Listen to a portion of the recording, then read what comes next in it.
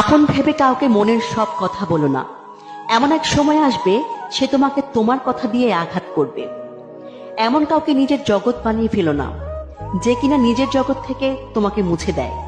তীরের আঘাতের চেয়ে কথার আঘাত অনেক কষ্টকর বলে মনে হয়, কারণ তীরের আঘাতের পাওয়া ব্যথা ও দাগ সময়ের সাথে শরীর থেকে মুছে গেলেও কথার দাগ কখনোই ভোলা যায় না। পুরুষ মানুষের হাসিকেও বিশ্বাস করতে নেই, কারণ তারা মৃত্যুর সমান যন্ত্রণা নিয়েও হাসতে পারে। ঠকে যাওয়া মানুষগুলো কখনো কাউকে ঠকায় না, কারণ তারা জানে ঠকার যন্ত্রণা কতটা কষ্টের। সত্যি বলার কারণে যদি আপনার চারপাশটা খালি হয়ে যায়, তাহলে বুঝে নেবেন আপনি আবর্জনাকে আগলে রেখেছিলেন।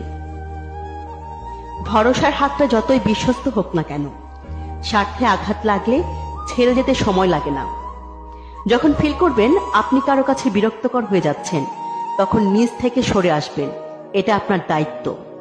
কিছু কিছু কষ্টের বর্ণনা হয় না, শুধু নীরবে সয়ে যেতে হয়। জীবনে ঘুরে দাঁড়াতে চাইলে অবহেলা দেওয়া মানুষগুলো থেকে সরে যেতে হয়। যে মানুষ নিজেকে বুঝতে পারে সে মানুষ কখনো হারে না। যার বিচার আদালত করতে পারে না, তার বিচার সময় করে দেয়। আর সময় যখন বিচার করে তখন সাক্ষী প্রমাণের প্রয়োজন হয় না। ভালো খারাপ বলতে কিছু হয় না।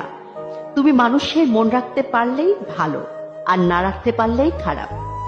অর্থ কম থাকুক, যোগ্যতা কম থাকুক, কিন্তু আপনার কথা, আপনার ব্যবহার, মন মানসিকতাগুলো যেন সুন্দর এবং মার্জনীয় হয়।